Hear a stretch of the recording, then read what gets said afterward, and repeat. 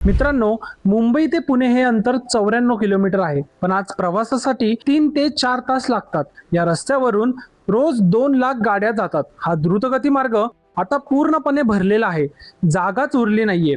म्हणून येतोय नवीन मुंबई पुणे द्रुतगती मार्ग क्रमांक 2। 130 किलोमीटरचा पट्टा, 15,000 कोटी रुपये, प्रवासाचा वेळ फक्त 90 मिनिटे। हा प्रकल्प खूप मोठा आहे, पण काही महत्त्वाचे प्रश्नही आहेत।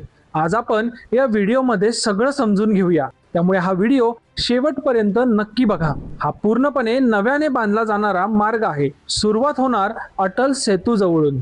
नवी मुंबई आंतरराष्ट्रीय विमानतळाला जोडणार आहे। JNPT बंदरालाही थेट जोडला जाणार। सह्याद्रीमधून बोगदे, उड्डाणपूल बांधले जाणार आणि शेवट होणार शिवरे जंक्शन, भोर येथे।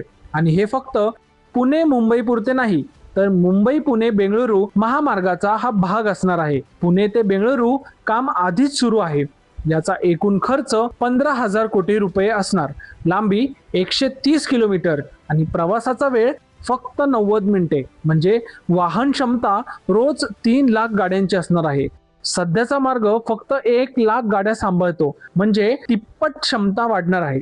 जमीन संपादन 70% पूर्ण झालेले आहे आणि बांधकाम सुरू झालेले आहे मार्च 2026 मध्ये। पागोटे चौक हा पहिला टप्पा असेल। मित्रांनो, आता आपण याचे काही फायदे समजून घेणार आहोत। विमानतळ आणि बंदर थेट जोडले जाणार, त्यामुळे माल वाहतूक आणि प्रवासी दोघांनाही फायदा होणार आहे।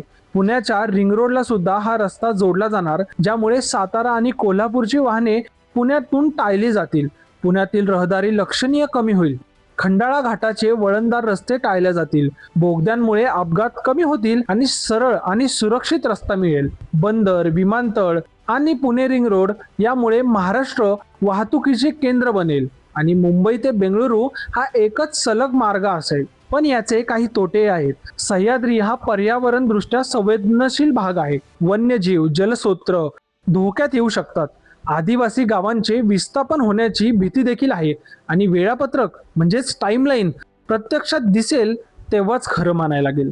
नवीन रस्ता म्हणजे नवीन टोल, रोजच्या प्रवाशांवर आर्थिक बोजा वाढेल। नवीन रस्ता आला की नवीन वाहने येतील। सार्वजनिक वाहतूक हाच खरा उपाय आहे। जलद गती रेल्वेवरही विचार करायला हवा। स्वप्न मोठं आहे, अंमलबजावणी बघायची आहे। पर्यावरण, खर्च, वेळ या 3 कसोट्या आहेत। समृद्धी महामार्ग पूर्ण झाला हाही होऊ शकतो। तर मित्रांनो, हा व्हिडिओ तुम्हाला आवडला असेल तर चॅनलला सबस्क्राईब करा, व्हिडिओ लाईक करा आणि भेटूयात एका नव्या व्हिडिओमध्ये। जय हिंद, जय महाराष्ट्र।